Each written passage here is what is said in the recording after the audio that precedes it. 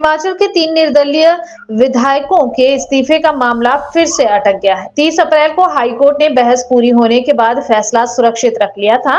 अंतिम फैसले को लेकर मुख्य न्यायाधीश एमएस रामचंद्र और ज्योत्सना रिवालदुआ का मत अलग-अलग है। मामले को लेकर अब तीसरे न्यायाधीश की राय ली जाएगी। अब तीसरे जज की राय के बाद फैसला लिया जाएगा। हिमाचल प्रदेश हाई कोर्ट में आज निर्दलीय विधायकों के त्याग पत्र को स्वीकृति न देने से जुड़े मामले पर फैसला सुनाया जाना था। 3 निर्दलीय विधायकों ने उनके त्याग पत्र स्वीकार न करने के विरुद्ध याचिका दायर की है। हिमाचल हाई कोर्ट के महाधिवक्ता अनूप रतन ने बताया कि दोनों न्यायाधीशों के मत अलग-अलग थे, जिसमें विधानसभा अध्यक्ष के फैसले पर क्या हाईकोर्ट इस्तीफा स्वीकार करने का निर्देश दे सकता है। मुख्य न्यायाधीश स्वीकार से अलग ज्योत्सना रिवालदुआ ने कहा कि 226 के तहत हालांकि हाईकोर्ट इस्तीफा स्वीकार का आदेश नहीं दे सकता, लेकिन समयबद्ध या 2 हफ्ते का समय देकर इस्तीफा स्वीकार करने की बात कह सकता है। अब मामले की सुनवाई तीसरे जज करेंगे। मामले में कोर्ट ने शिमला से कांग्रेस विधायक हरीश जनार्था की ओर से इस मामले में हस्तक्षेप करने की अनुमति से जुड़े आवेदन को पहले ही खारिज कर दिया था। कोर्ट ने इस आवेदन को खारिज करने के विस्तृत कारण अलग से मुख्य याचिका के फैसले के साथ देने की बात कही है। आज निर्दलीय विधायक होशियार सिंह, केएल ठाकुर व आशीष शर्मा के इस्तीफे पर फैसला नहीं हो पाया है।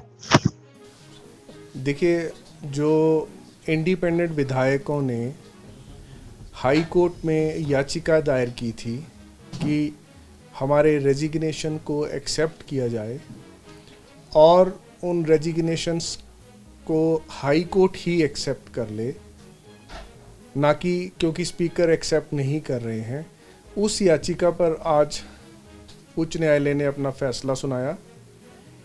न्यायालय एक प्रश्न कि जो याचिकाकर्ताओं की न्यायालय से गुहार थी, प्रेयर थी कि हमारे रेजिग्नेशन उच्च न्यायालय ही स्वीकार कर ले, उस प्रेयर को हाई कोर्ट ने रिजेक्ट कर दिया है। उन्होंने कहा है कि हाई कोर्ट इस प्रेयर को स्वीकार नहीं कर सकता है। परंतु दूसरी तरफ उच्च न्यायालय में एक डाइसेंटिंग व्यू आया है दोनों माननीय न्यायाधीशों में। डाइसेंटिंग हिंदी के मीडिया के लिए कि उन दोनों का एक विभिन्न व्यू विचार रखे हैं कि क्या हाई कोर्ट माननीय स्पीकर को ये निर्देश दे सकता है कि वो रेजिग्नेशन को कब स्वीकार करें, कितनी जल्दी स्वीकार करें और कैसे स्वीकार करें। तो जो माननीय मुख्य न्यायाधीश का व्यू है, उन्होंने अपने फैसले में जो न्यायालय में सुनाया है, क्योंकि फैसला भी अपलोड नहीं हुआ है, परंतु उन्होंने अपने फैसले में ये सुनाया है न्यायालय में कि माननीय स्पीकर का जो पद है, जो पोस्ट है, वो बहुत उच्च दर्जे की संवैधानिक पद है। क्योंकि ये एक संवैधानिक पद है तो हाई कोर्ट किसी भी प्रकार से संवैधानिक संस्था को ये निर्देश नहीं दे सकता कि इन स्पीकर इन मामलों पर फैसला कैसे लें।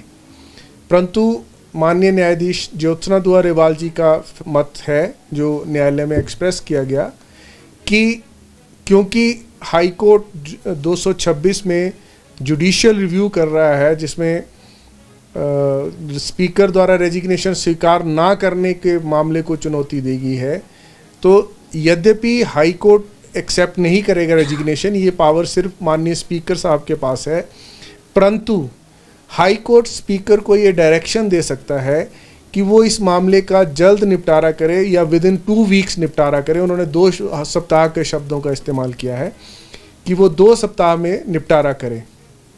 तो जब भी ऐसी स्थिति पैदा होती है, डाइवर्जेंट व्यू आता है, डाइसेंटिंग व्यू आता है, तो डिवीज़न बेंच जो है उस केस को माननीय तीसरे न्यायाधीश के समक्ष रखती है, जो प्रशासनिक स्तर पर माननीय मुख्य न्यायाधीश रखेंगे, और वो तीसरा न्यायाधीश उस मामले की पुनः सुनवाई करेंगे। तो उस सुनवाई के पश्चात जो भी फैसला माननीय तीसरे न्यायाधीश देंगे, वो फैसला अंतिम फैसला होगा। क्या वो देखिए, होगा लिमिटेड फैक्ट्स पर ही हो। लिमिटेड क्वेश्चन माननीय डिवीज़न बेंच ने बना दिया है और वो प्रश्न जो तीसरे न्यायाधीश के समक्ष जाएगा वो यही प्रश्न है, whether high court can direct the speaker to decide the counter issue in a particular manner और इन ए पर्टिकुलर टाइम। वो इशू कोर्ट ने बना दिया है, अब थर्ड जज उन्हीं पर ही अपना मत प्रकट करेंगे। परंतु न्यायालय में ये प्रेसिडेंट्स हैं, ये ऐसे प्रक्रिया रहती है क्योंकि थर्ड जज ने उस केस को कभी नहीं सुना है। तो जब उन्होंने कभी उस केस को नहीं सुना तो उन्हें पूरे केस को नए सिरे से सुनना पड़ेगा और सुनकर ही फैसला किया जा सकेगा।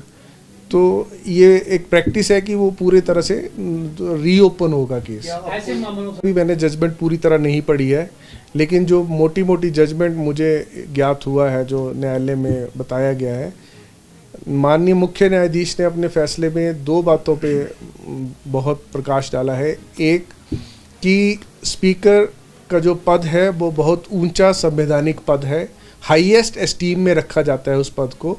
इस कारण इस गरिमा में पद को हाई कोर्ट डायरेक्शन नहीं दे सकता है, उन्होंने ये बहुत स्पष्ट किया है। परंतु जो जस्टिस ज्योत्सना दुआ रेवाल जी की जजमेंट है वो उसमें उन्होंने ज़्यादा एक्सप्लेन नहीं किया, तो वो अभी हमें पता नहीं चल पाया। तो जैसे ही जजमेंट अपलोड होगी वो जनता की निरीक्षण के लिए, उनकी पढ़ाई के लिए वो वेबसाइट हिमाचल हाई कोर्ट पे अवेलेबल रहेगी। अगली तारीख इसमें अभी ये जो मामला है प्रशासनिक स्तर पर, एडमिनिस्ट्रेटिव साइड पर माननीय मुख्य न्यायाधीश जी के पास जाएगा।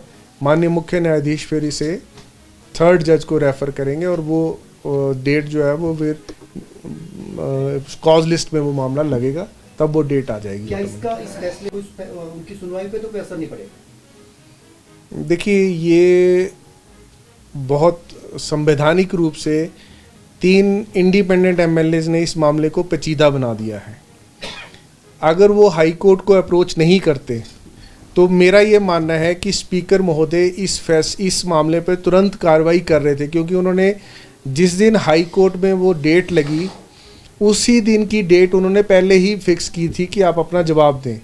परंतु इस इन बिटवीन उस डेट को लगने से पहले उन्होंने हाई कोर्ट अप्रोच कर लिया। अब हाई कोर्ट में जब मामले की पूर्ण सुनवाई होगी तो स्पीकर साहब ने इन बिटवीन ये एक फ़ैसला ले लिया था कि अब हाई कोर्ट के फैसले को आने देते हैं, उसी अनुसार अगली कार्रवाई की जानी उचित है। क्योंकि जब 2 संवैधानिक संस्थाओं में मामला चल रहा हो तो ये उचित होता है कि एक संवैधानिक संस्था उस पर पूर्ण रूप से अपना विचार प्रकट कर ले, ताकि जो दूसरी संवैधानिक संस्था है वो हारमोनियसली उस मामले को डिसाइड करे। अब फिर ये मामला लंबित है हाई कोर्ट में।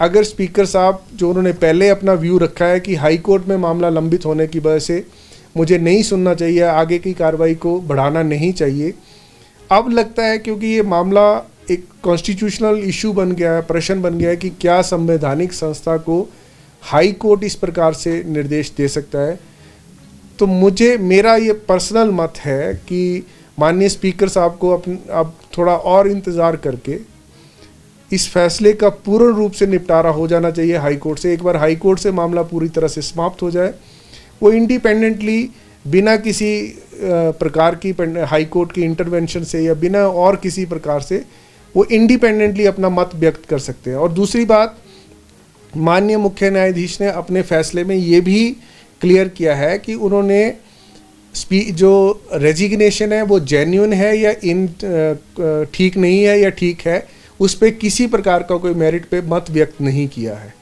तो उनका कहना है कि ये मेरिट पे जो ये मत व्यक्त करना ये माननीय स्पीकर का क्षेत्राधिकार है, तो हाई कोर्ट इस मामले में किसी प्रकार से कोई मत व्यक्त नहीं करेगा।